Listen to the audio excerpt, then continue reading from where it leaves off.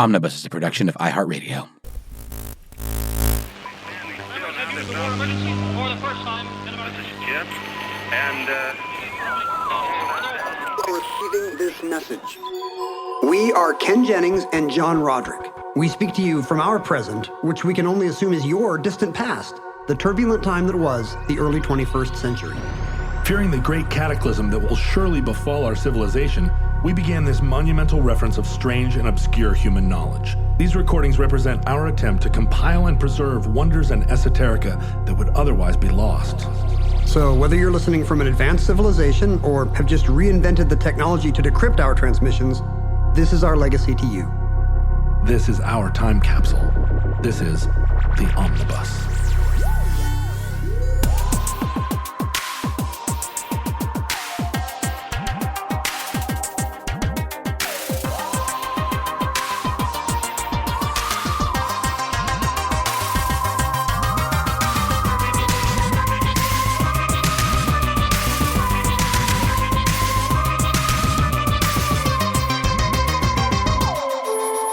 You have accessed entry 508.GN2716, certificate number 26505. Furries. I kind of lone wolfed it as a kid. Skateboarding was always there for me. Art was there. I think it kind of broadened into fan fiction, and they all had animal characters in them. Just, I had all kinds of ways to escape. I feel like a lot of people find the fandom because they feel different. There's got to be somewhere out there on the internet just like me, and that they find exactly that. I like the way you say it. I have never been so happy to read the name of an omnibus entry before. I mean, Turbo-Encabulator is fun to say, but Furries is really fun to say. Do you think of, I mean, you must think of yourself as part... As a furry. As a furry. You must. You must, surely, because you're currently wearing an anthropomorphic... You can see my giant costume. prairie dog suit that I always wear to these recordings. Funny, we'll get to the prairie dog in a second, but you must think of yourself as nerd adjacent or part of a sort of rise of nerd culture. Oh, sure. It was very much baked into me to just be fascinated by stuff that none of my friends were fascinated by. You know, a few of them were into X-Men comics, right, which I thought was kind of nerdy. But like, I knew I was really into weird stuff. Like I would watch Family Feud, but I would write down all the questions and answers in a notebook. Whoa. What's going on there? Like, you can't even explain that to someone. What kind of kink is that? No, I don't understand it at all. And I didn't either. It's a fetishization of data, I guess. Yeah. And so, and you know, when I actually became part of geek culture by being on my favorite geeky game show, that was very much like an apotheosis. I was like, I am now one with my culture. Sure, they reference you in board games and stuff. You know, it doesn't mean that I like or even understand everything about geek culture, because now that's such a huge umbrella. I mean, to be a geek is just to be an expert in something. And you can be an expert in blacksmithery, or you can be an expert in a certain obscure anime, and that's not the same thing.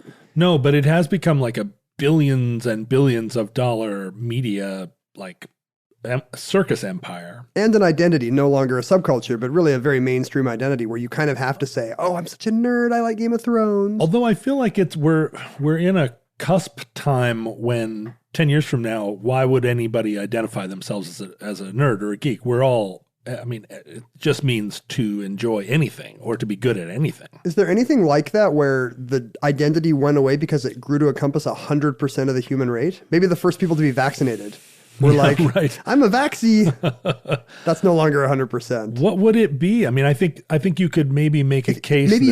Well, I was going to say literacy, but that's only true in the West. It will be a much longer process, but I imagine vegetarianism will over time grow to be the norm, as you know, as we develop the ability to make halfway decent tasting synthetic meats, and eventually it will seem like vegetarianism it's not necessary that you mention it anymore.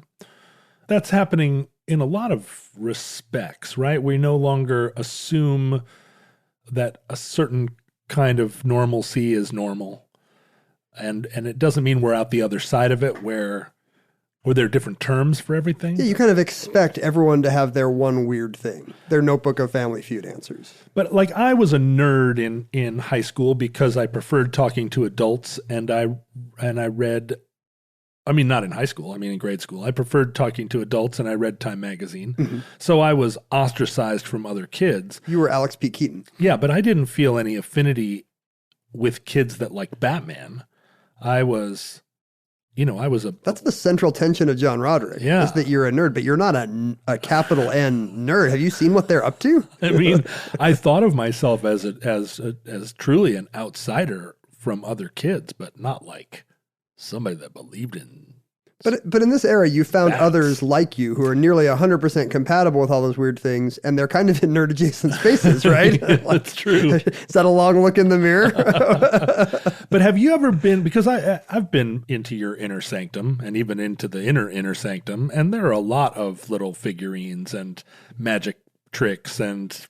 See, I don't think that's true. Lego spaceships and... Like, there are people with big collections of it's Spawn figurines, and I just have weird detritus that was given to me. I wouldn't describe you as like...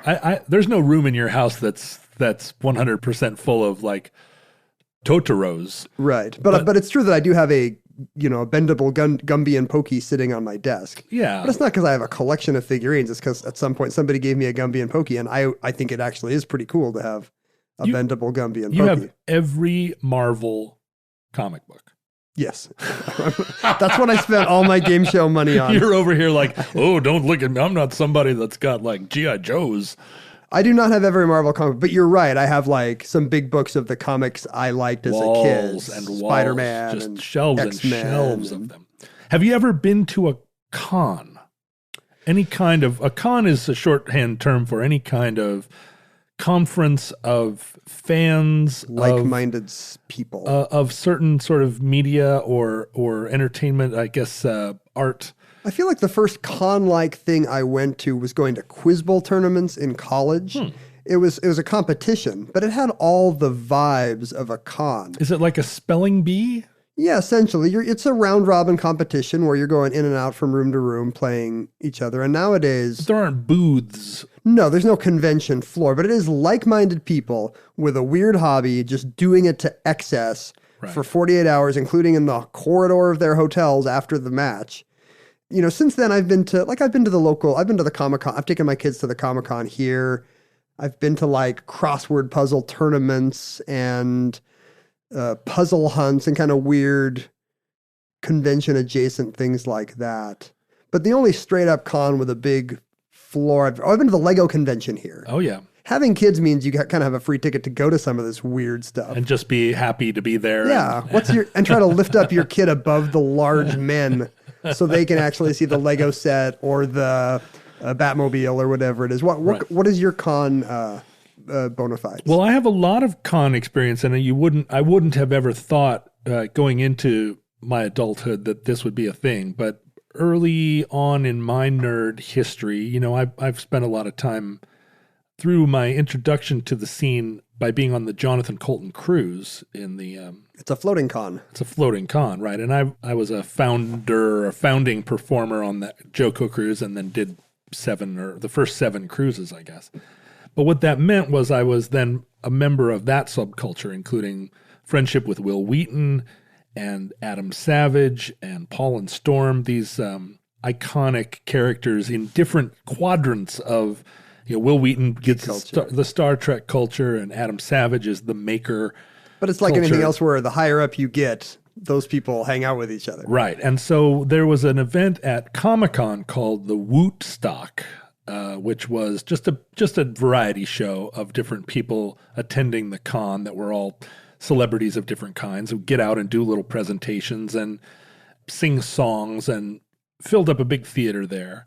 And so I was invited to perform at the Wootstocks as kind of a member of the little tribunal. You have rock cred. Right. But you can speak their language as well. You're a very rare commodity there. You're the unicorn of a con looking for a indie rock / geek culture threesome. Yeah, in a way, I have so much stage time in my career that I can walk out on a stage and put on a show, and a lot of nerd people are very famous in their realm, but they haven't, they don't know what a microphone does until they walk out and try and put on a show. And plus, you're really good at close-up magic, which a lot of people don't know. So, you can just mesmerize a crowd with that for hours. Also, I know every single episode of DS9 and can quote from it. But what that meant was I would arrive at this show and I would be given a pass to Comic-Con, and often a 3-day, all-access pass. Comic-Cons have a lot of levels of access. That's a way to charge more. And I would be, as a performer, and because I was associated with these people that had a lot more access than you would expect, I would be given these credentials and allowed to roam freely. You've got the run of the con. I really did. And because of a friendship with someone like Adam Savage, who is a star of any con that he goes to, if you just sort of are walking along with him, doors open in ways that you couldn't imagine. And so I got to participate in Comic-Con but as a complete outsider at first, just to walk onto the conference floor the first time ever, knowing nothing about really what was happening. I had that kind of unique and extraordinary experience of just being blown away by... It is overwhelming, right? By the number of people, by the commitment that they all had to whatever it was they were doing, whatever they were into, people in costume, people that were promoting their product, but people that were just desperate to consume. The specialization of the stuff that somebody can sell and apparently do a great business in is fantastic. I make only fake WPA style travel posters, but instead of national parks, it's places from Doctor Who. Yeah. And wait, you can rent that booth and sell 1,000 of those? Really? A lot of, and so a ton of little, pretty independent makers of things. And I would, walking around the con. In your Stormtrooper suit. In my Stormtrooper suit, I would come around the corner and there'd be a little booth there and someone selling some stuff, and I would look and they would look and I'd go, I know you. And they'd say, hello. And it would be somebody I knew from the real world. And this was part of their year, that they would come make T-shirts or make games or something and sell them. Somebody you know from the Seattle scene would also be making Scooby-Doo costume jewelry. Right, or somebody that was a fan of my band that was also, and sometimes not, they weren't really members of the subculture. This was just part of their business. Their thing had been adopted by the Comic-Con culture, such that this became a thing that they, I knew people that worked at Fantagraphics, right? And Fantagraphics has a huge booth there. Can you imagine how different this is? As recently as 20 years ago, the number of people who could make a living making a weird thing like that. I mean, you couldn't. There must have been somebody selling Star Trek T-shirts through weird mimeographed ads somewhere. I don't know where. In the back of something weird you never... what's the name of some sci-fi magazine? Like Omni. Analog magazine or something. Yeah, Omni magazine, exactly. And now, tens of thousands of people probably can find their customer base. Well, when I first went to Comic-Con, it was after the big Hollywood studios and the big media companies had started to realize that this was a place where they had a captive audience for their, for the big release of the new Marvel movie or whatever. It was post, when you talk to Comic-Con people, there are these days in ancient yore when it was just members of the remember when it was, it would be a little bit seedy because you'd be in some weird Ramada. But look, there's George Takei from Star Trek. Right. Well, and I had a good fortune to spend a couple of days with George R.R. Martin a few years ago. And I sit down at a dinner table with him and his significant other and, the people in his family. I went to his house and we started talking about the early days of the fantasy cons. That's where it was like a cultural event where you would meet your wife type of thing. Wasn't he the number one guest, the first ever pass issued for some super influential con? And the trivia is that it was George R.R. Martin. Yeah. That's and he has these great memories. He was just nostalgic about what it was like when you would go to a con and there just wasn't, and no one outside of that world knew about it, but it was the big deal. I've talked to him too, and it's a very interesting experience to be somebody like that who was a star of that world, and in his 50s or 60s became one of the most famous men on the planet. Yeah. Like that's After having just been like just a pretty big cheese in that world for a long time. Yeah. And suddenly, he's having ticker tape parades. it's like That's geek culture graduate. I was an amazing juggler my whole life, and then juggling became the coolest thing. And then suddenly he becomes part of the Mercury 7 because he can juggle or something. One of the things that is the most affecting and astonishing about walking out into one of these conventions is the costuming, the degree to which people just dive into a cosplay.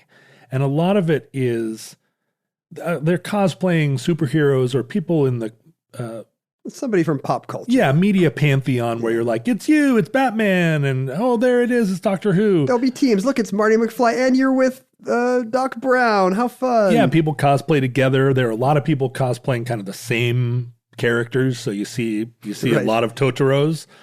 But then there are also, cosplayers that do variations on those themes. So you'll see like steampunk Batman. It's a pretty great Batman, but he's also got only steampunk tools. I like when it's a joke, like it'll be like Garth Vader or something, and it's like Darth Vader, but he's got a Wayne's World wig on, and you have to they walk by, and then a minute later you're like, oh, it's that good. guy.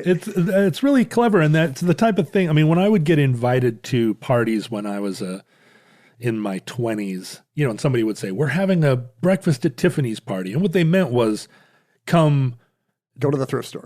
come in a suit. Yeah. And then you'd show up at the party and 80% of the people are just in the suit that they had to buy for their mom's wedding. There's nothing breakfast at Tiffany's about it. They just knew they had to wear a jacket. I've heard you complain about bad costume party stuff before. So angry. This must be your dream come true, to go to the con and find people who have spent hundreds of hours on every costume. Well, it is, because I would go to those costume parties, but I would put on an eye patch and I would speak in a German accent the whole time. Like I was truly, I would inhabit the role. Well, that's very much a con thing too. Like you're not dressed as somebody people recognize. I am Vladimir Gallowglass, a third level paladin, and this is the.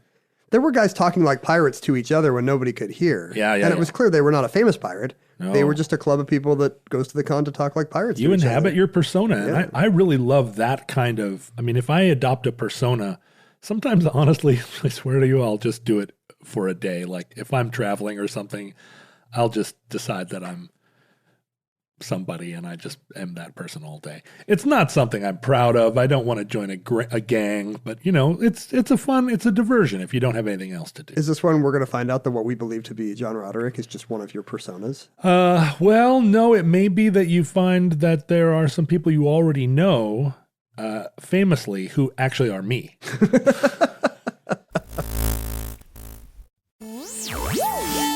Anyway, the thing that struck me the most was after I wandered the cons was the kind of presence of people in fursuits, which is to say anthropomorphic animal costumes that look kind of like what you would think a sports mascot for a college basketball team.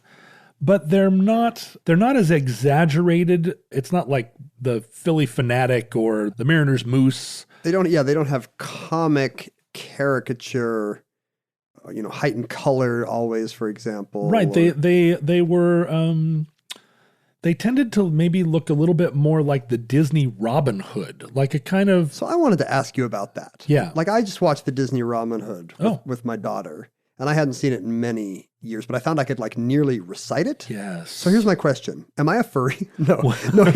Here's my question. Is Robin Hood like ground zero for this kind of, because it's a very specific, the furry, I don't want to jump ahead, but it seems to me that the furry aesthetic is not just dressing like an animal, but it's dressing like an animal with a very specific heritage and aesthetic. The body is a human, but covered in hair. Right. Fur, sorry. The hands, for example, are human hands, not animal hooves or paws usually. They look like hands. They're meant to be hands, but they're covered with fur. Right. Yeah. Because here's what happens in the Robin Hood movie. It's not explained why, but the denizens of medieval England have been replaced by a series of animals of different species, mind you. Right. Although there's not cross-species romance. I was about to say, they can't appear to interbreed. Conveniently, Maid Marian and Robin Hood are the same. They're foxes, but they're not foxes. They stand upright with human shoes and gloves and whatnot. They appear to have, opposable thumbs and human-shaped feet. but their face is a full-on fox face with kind of a cute Disney vibe. They will wear human clothes, but maybe only partially. Yes. Like, I think Little John doesn't wear pants, maybe. Right. He's got a shirt.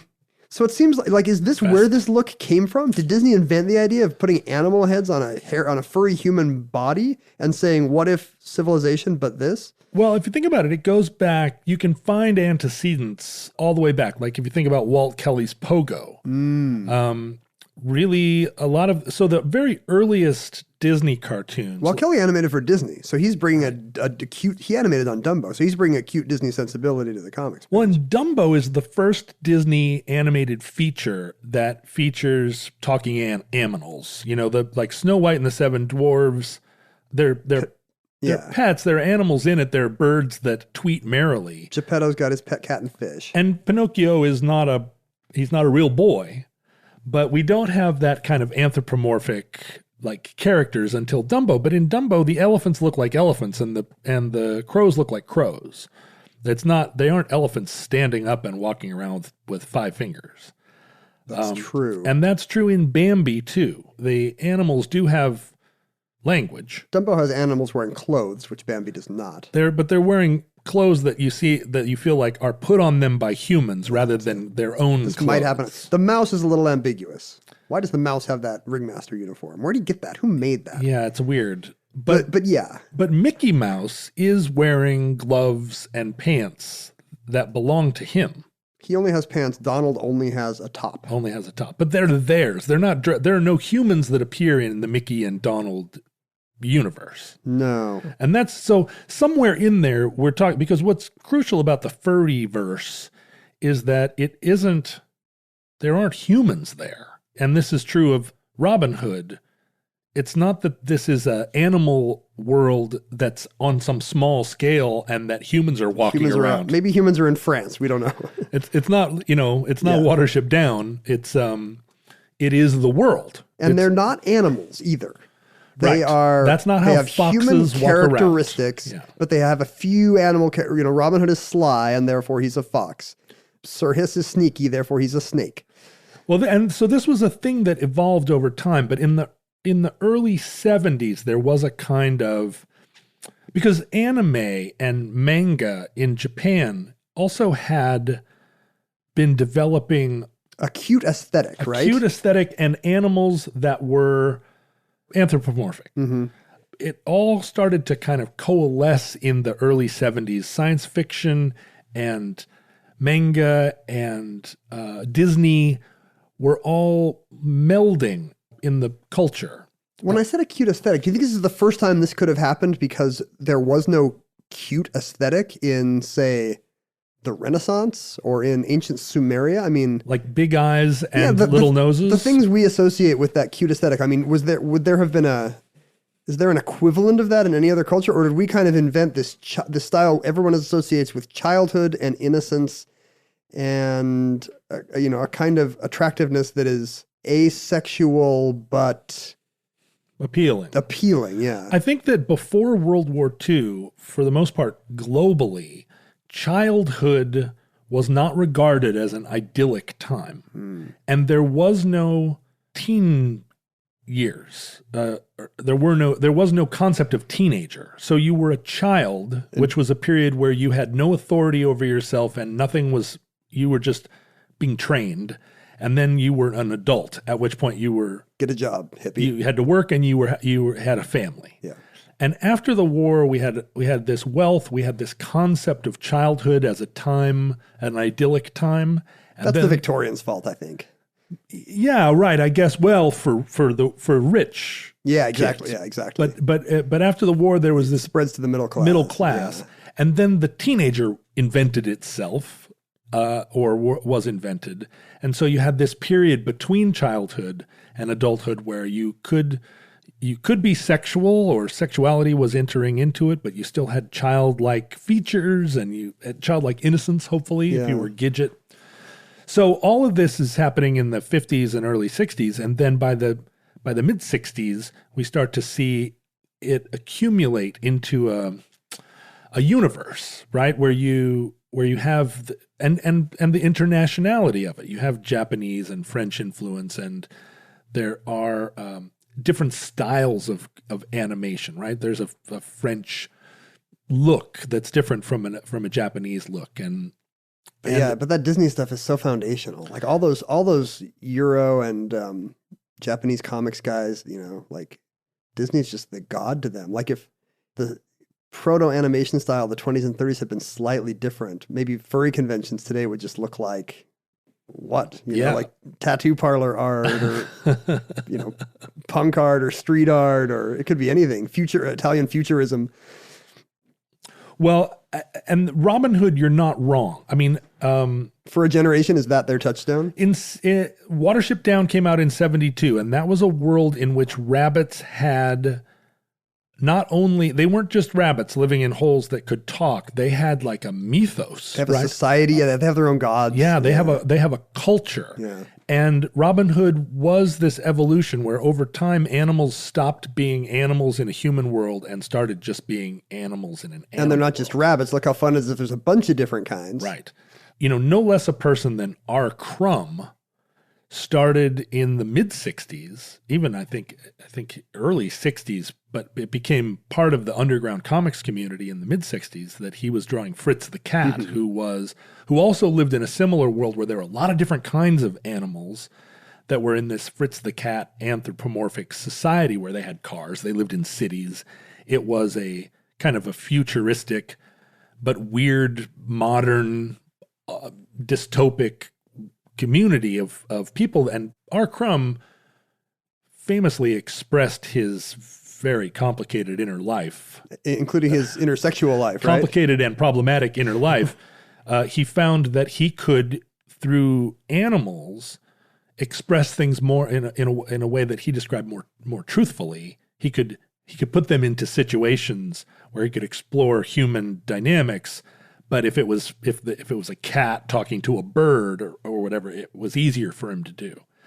So, yes, Robin Hood is foundational, but also Fritz the Cat. And so Fritz the Cat had adult situations, right? And yeah, I've read a lot of Crumb, but I know that the Bakshi movie is X-rated. I mean, I assume Fritz and his fellow cats there's sexuality in their world. There's sexuality, and Fritz is a guy who is trying to make it in the dating world. And I mean, Fritz is kind of a pretty cynical character. Crucially, within Fritz the Cat, you can have cross-species sexual relationships. What do they explore what the kids look like? That's what these places always avoid. No, they never. There's not a hybrid cat bird child, right? Because that would be a bummer. It'll probably be the cartoon convention where all the kids of the same gender as the father are the animal of the father. All the kids of the same gender as the mother are the animal of the mother. Yeah, maybe. Okay, that's right. That you do see that sometimes. But then the mid-'70s was an era where cons started to happen. Science fiction had also matured and become a thing that wasn't just, you didn't have to hide your science fiction book under the bed. It was a thing you could participate in, a community of people that like sci-fi. And so cons started to happen. And I think within the furry community, there's a comic, or the document. Urtext. Urtext, thank you. Was a book called Albedo Anthropomorphics, which was an adult situation comic and by adult I don't mean NSFW or NSFW. It wasn't a sex comic. It was just anthropomorphic animals in adult situations, in human situations. It was a kind of science fiction comic, manga, I guess. I had to check this. One of my favorite comics came out of this Albedo Anthropomorphics or whatever it is. Usagi Yojimbo, a Japanese rabbit samurai, which is this delightful kind of 30-year saga that's been going since the mid-'80s. And I guess it makes me a furry if I like half human, half rabbits in feudal Japan. Yeah, well, a man by the name of Steve Galacci wrote this seminal first Albedo text that I guess coalesced people to see themselves as members of community of enthusiasts. It's not just an aesthetic. Now it's a subculture. You could have loved Fritz the Cat and been like, I don't know why, but I relate to this. I love the crazy cat. And I mean, as a kid, I was exposed to Fritz the Cat probably a long time before I should have been, but I was reading R. Crumb comics that belonged to my older brother, and I think the adults around me, this probably happened a lot. They were like, "Oh, he's reading comic books." It's Archie. And there's a lot of adult situations in those.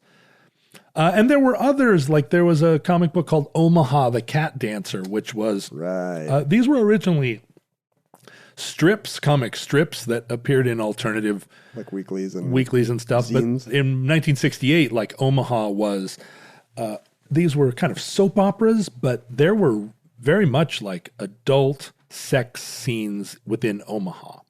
I want to make a clear distinction because furries are often accused of being like a sex it's reduced to a kink. Like these are people who get off by dressing as prairie dogs. And really, I think that the Fritz the Cat and Omaha, although they had sex in it as a component, it was that sex was used to communicate that these were adults who were in adult situations, and not that.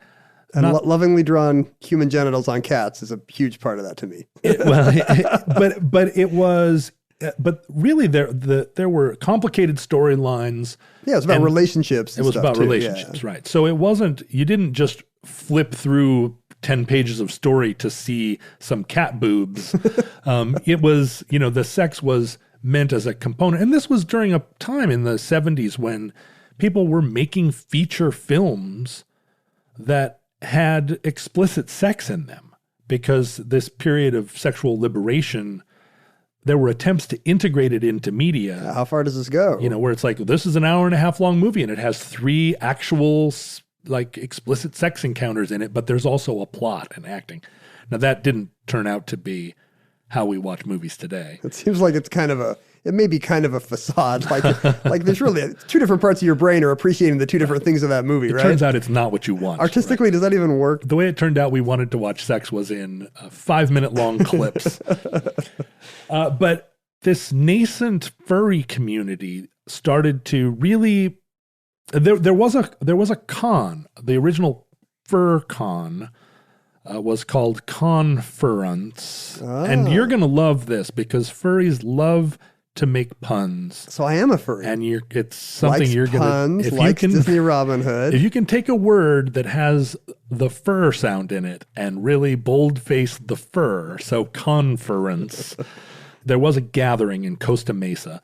And Costa Mesa, California, it just feels like the town where the first furry conference should have been, right? It's not a thing that you would expect to see in Iowa City, Iowa. It's Costa Mesa. What if it had been Lubbock or something, and then just doesn't scan? But the arrival of the internet was maybe the more defining moment for furry subculture, because if you were out in the world and sort of felt like, really what I want to be is an anthropomorphic fox, there was nothing better than the internet to start to make connections to other people. There's not going to be a tipping point for that in your suburb or people who work at your Stuckies or whatever. And you remember going to the first Quiz Bowl con that you went to and realizing, look, it's a bunch of other people everybody's into this. Everybody has a book where they wrote down all the questions in like Family Feud. $100,000 pyramid. Actually, that may have just been me, it turns out.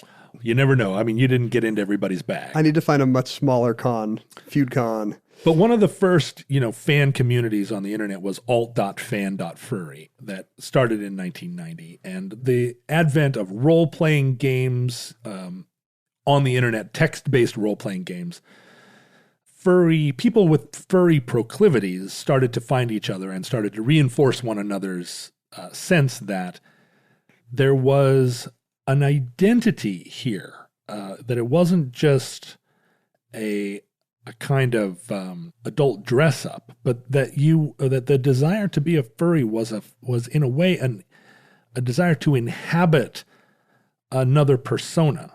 It says something about you, especially the animal. I guess there's cultural precedent for this, right? Like cultures where people would choose a spirit animal, Yeah. and they'd have certain, they'd have certain traits of the animal, and they wouldn't dress up as a big plush caribou, but you see it all the time. Yeah. Certainly, there's a spiritual connection. you to put the on a animal. mask of an animal, and you go into a state. You do a dance in a ceremony. It could be a sweat lodge, or it can be a weird rave-like thing at a convention in the Midwest. Right. But either way, it's a spiritual connection to the animal. So this sense of inhabiting the animal in a way beyond just like play took on the name fursona. And this is another example of a Ken Jennings style Maybe reach. I don't think it's Ken Jennings style. Fursona, where furries started to say like, hey, this is a form of identity. I see myself as a furry in a different light, right? I wouldn't just put on any old fur costume lying around. Like this is me, this fox. And making it an identity really, it's trouble for those who don't like it to be reduced to a kink or a sexual thing. Yeah. Because, making it part of your identity makes it feel analogous to saying, I'm ready to come out to you. Uh-huh. I am a stoat.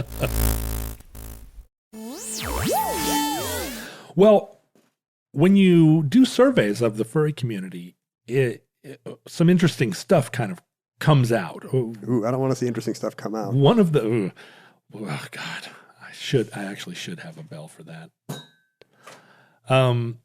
Makeshift bell. One thing that becomes apparent is that the vast majority of furries role play carnivores. Oh. So you keep throwing out these like furry moose and stoats, and I mean a stoat I guess is a carnivore, but Is it? Yeah, I guess it but is. like there are very few turtles or and an awful lot of foxes, wolves, cats, dragons sometimes. So does it read as more assertive to them? Well, it's unclear, but surprisingly few like gerbils and Well, a lot of the cutest animals in nature are not carnivores. Bunnies or what else? yeah, I mean birds. Sure, like a lot of your cute Disney animals are not eating each other on break. I mean, that's why my fursona is one of those lantern fish. Like I have an adorable plush lantern fish costume that I used to lure in unsuspecting furries. It's a little bit of a suggestion that inhabiting a fursona there is something about it where you convey a certain humanness in the fact that you do identify primarily as a predator rather than as prey. Oh, I see. That's true. You're not. What if you're a vegetarian? You're not imagining well, even so. I mean, you're not imagining yourself as as just somebody else's food. Yeah. Curiously, and this probably isn't much of a surprise, but the vast majority of people who are active in the furry community are under the age of 30, and it's largely male. Probably 75%. Oh, that's interesting. Men. Because you'd think the cute aesthetic, stereotypically in our culture, would not be associated with guys. But but within the furry community, there's a much higher rate of homosexuality, bisexuality, Yeah, gender, I've seen that. fluidity. As much as 50% of the people are. So you're warning people. It's Non-gender not binary. it's not a gold mine to meet guys necessarily, ladies. No, but it may be a gold mine to meet guys if you are a guy. Yeah, exactly. About half of the furries identify as atheist. So it tends to be a progressive community, although there are some alt-right That's because they know furries. they're abominations before God in their weird half human, half animal nature. I'm sure this is against something in Leviticus. And there may be some bias here because it's very hard to get, it's how do you do a survey of Yeah, they'd have to take off their heads. furries? I mean, it's tough to get an actual read, but there's a feeling that they're routinely slandered as being perverts. In researching it, I'm not 100% sure why the rest of us non-furries jump to the conclusion that this is just a sex game. So fervert is the one pun they will not make. Oh, fervert. I guess Thank you. It makes us the weirdos if we see two people in suits and we're like, hey, how do you guys Yeah, like, do it? what's up? I mean, if you can imagine how difficult it actually would be to have sex with someone in a fursuit, not to say that I have imagined it. Not to mention unsanitary. If you just think about like, there are a lot of layers that you would need to. I mean, it's already hard to have sex with somebody, even if you're both naked. No kidding. Like we don't need to add a giant gerbil head to the equation. But within furries, there are a lot of permutations of how much you identify with your fursona, and I think probably at least half of the furries are just doing it as a kind of, it's as much a fun diversion as, certainly as dressing up as anything else, right? As any other kind of cosplay. Is there background? Is there like a backstory? Like, would my fursona be like, am I a capybara named Ken Jennings, or am I a capybara named Mr. Snuffles? I think it's Mr. Snuffles. I mean, I think you do invent a separate self, and some furries talk and some don't. Like, does he have a job? Is he a cobbler who? I mean, I'm starting to feel like drives a old timey bicycle. What was his name? Mr. Snuffles. Mr. Snuffles drives an old timey bicycle. Is a cobbler. Likes he's eating, a snout. Is that right? No, he's a, what did I say? Capybara. He's I said a capybara. I think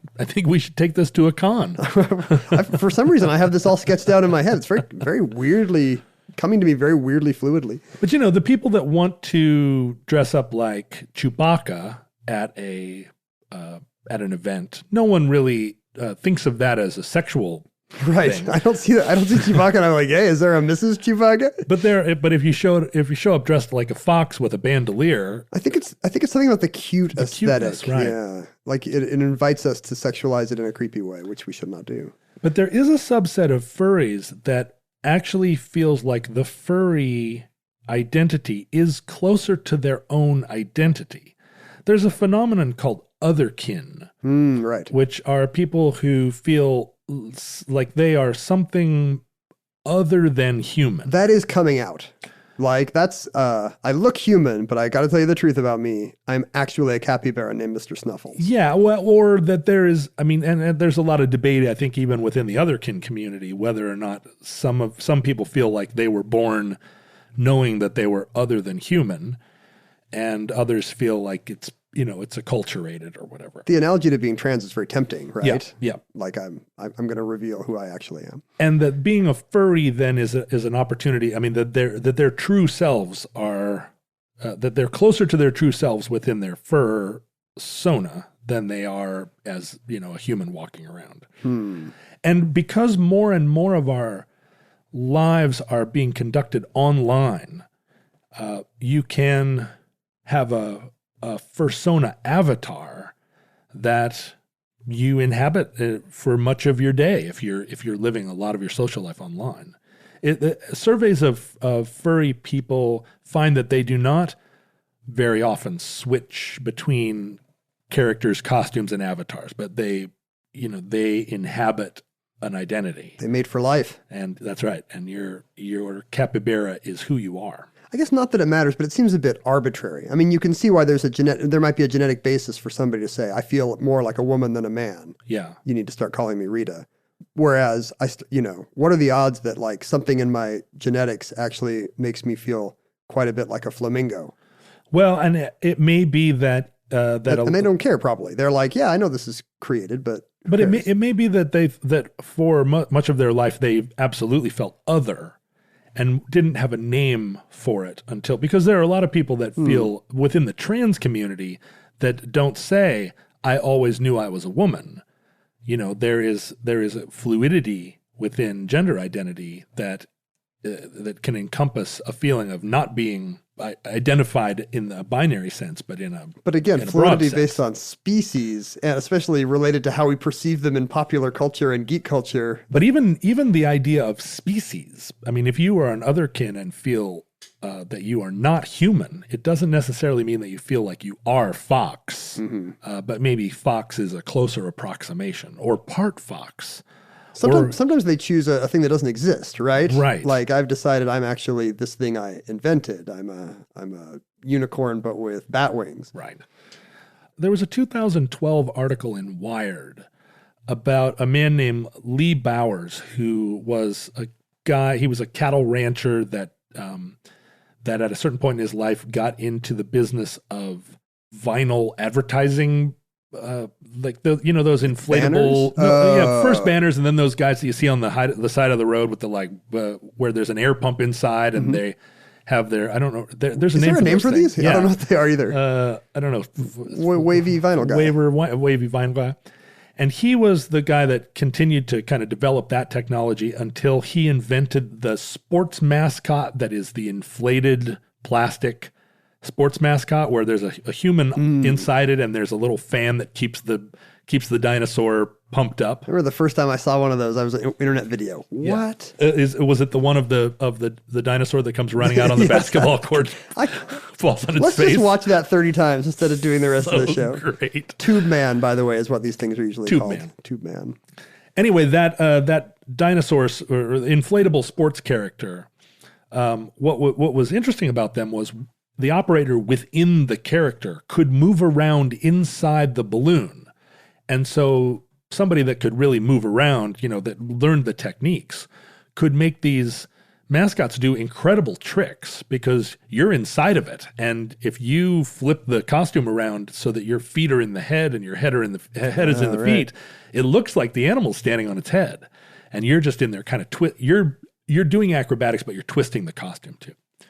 And at one point, he was looking for someone to do a demonstration, a teenager to volunteer to get inside to do a demonstration of this costume for some buyer. And he contacted a woman who was going to bring her son. And at the last minute, her son backed out. But she brought her other son, who was described as socially maladroit, a teenage boy that just looked at the ground and didn't talk to grown-ups and was socially not fluent. Mm-hmm. And this was before it was more common to identify people on a spectrum of autism. So they just think of him as kind of an odd quiet He's an kid. odd kid. And she brought her other son, instead of the one that was a gymnast or whatever. And they put the kid in the suit, and all of a sudden he came alive. He was not and I don't mean to say came alive in the sense that he wasn't before, but just that he was very social all of a sudden. He was able to go out into a room full of people and do tricks and meet and greet people and hug kids and in general just interact in a way that he never was able before. The layer of protection gave him comfort that he didn't have in his own skin. And they said that there were a lot of factors, like the fan that inflates the suit creates a kind of white noise environment. Oh, interesting. And you're just in this bubble where you can see out, but people can't see in. Sensory deprivation, but you can somehow relate to people. And he when they talked to him afterwards, he said, this was, I felt like I could finally be me. I'm a balloon man. In this, they recognized that Lee Bowers started to explore the idea of this as a kind of therapy, and they called in psychologists, and it was sort of it was and is explored as a way of an opportunity for greater socialization among people, for people for whom social interaction is too difficult or is overwhelming. So it can be therapeutic now. Yeah. And so there's some maybe sense of furry lifestyle, fur style, I guess, where you have to take into account the fact that being inside of a fursuit is really liberating. It allows you to be maybe more social, more accessible, more extroverted. But at the cost of your comfort, it must be hot and sweaty. I think it is hot and sweaty. I think it's, but I think it's a small price to pay. There is a clear distinction within the community between people that this is their identity and this is just a thing that they do. Hobby, right. But furry lifestylers, who are the people that like this is their identity, it's really, they do see it as a kind of like an identity, depending on who you're talking to, that's kind of at a primary level. Have we failed them? Like, should we have reached out to them to make them comfortable in a world such that they don't need the hot, sweaty rabbit suit? Well, it's hard. I mean, I don't want to deny them what makes them happy, but should we have given them other options if it's all just a way to cope with their alienation? I think this is ongoing, right? I mean, we see some origin moments in what is actually the fairly recent past. And as time goes on, if you think of Snapchat and Instagram filters, a lot of them are this. You put your face on the internet and it anthropomorphically changes you into a mouse or a rabbit, typically a prey animal, if you're talking about Snapchat filters. I guess I always thought that was like, I'm not comfortable with my looks in this picture, but everyone likes a kitten. So what if I was 20% more like a kitten? Well, and that is, I think, related to the impulse, right? If you're in a fursuit, you are generating, I mean, your attractiveness is up to you in the construction of the suit and the way you inhabit it. So you can be having a terrible outbreak of acne, but your aminal but Mr. Snuffles has, the best skin in the room. But as we increasingly transition to a world lived on in virtuality, I think we'll find that the impulse to furry will require... Is it a verb? A furb? To furb. But people, do they say to furry? You're ideal for this. Or is there... No, I think I just coined that. Oh, okay. But the impulse to furry will be... the barrier to entry will be a lot lower if all it takes is that you go on and set your filters so that you appear online as a wolf or a cat and you don't have to build a suit. It's going to be self-perpetuating. And that concludes Furries. Entry 508.GN2716, certificate number 26505, in the omnibus. Listeners, we are already in this world of virtuality, which is why when I look at John with my Google Glass on, he turns into a big, walking, talking... What's your persona, John? I can't believe you got out of this without having to say what your persona is. Leopard bear. A big leopard bear. A leopard berry. Leppy burra. Oh, I see. It's a leopard and a capybara. Yeah. I'm a boysenberry. It's a boysenberry and a capybara. Oof. So if you would like to reach out to us virtually in your own persona or a fake persona of your own creation, we will have no idea. You could do that on social media, which sadly still exists in our time. You could reach us at Omnibus Project on Twitter, Facebook, Instagram, and so forth. I'm at Ken Jennings. John is at Leopardberry. John is at John Roderick on Twitter and Instagram. I sure am. The Facebook futurelings, at this point, all appear to be human, but maybe at this point they have been emboldened and we're finally going to see their true colors. I think for sure they are not all human. 100%. Even now they're not.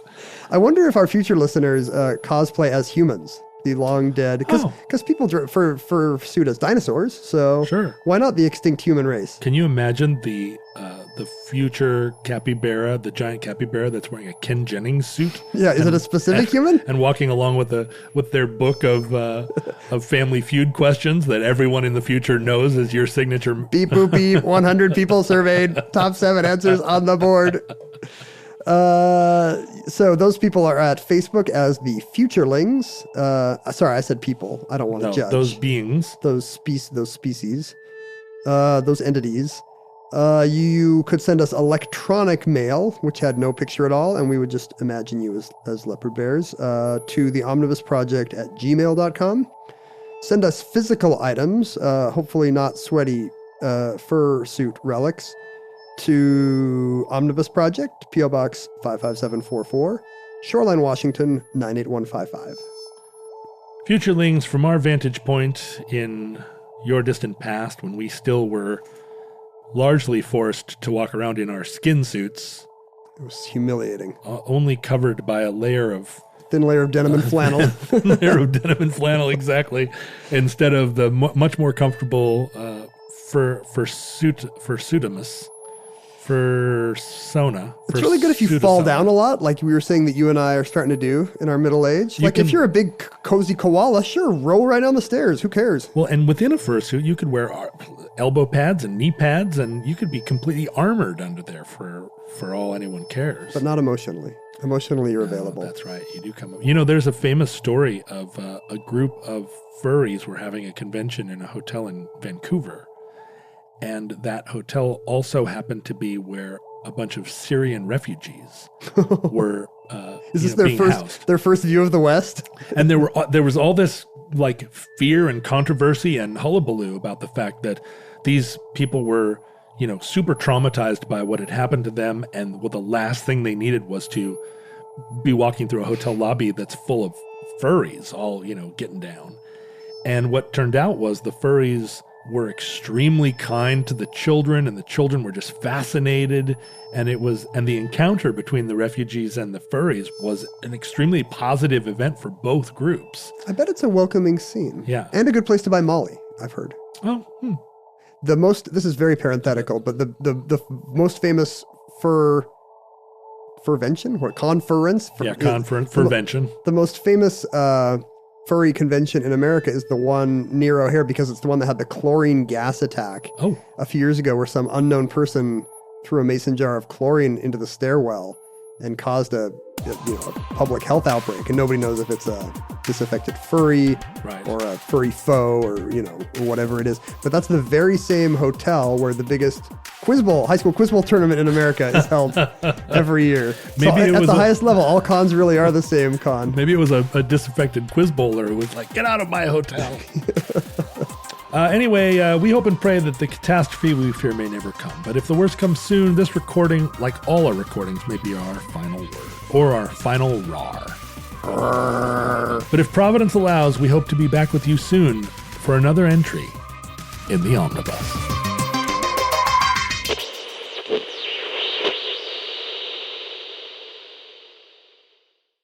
For more podcasts from iHeartRadio, visit the iHeartRadio app, Apple Podcasts, or wherever you listen to your favorite shows.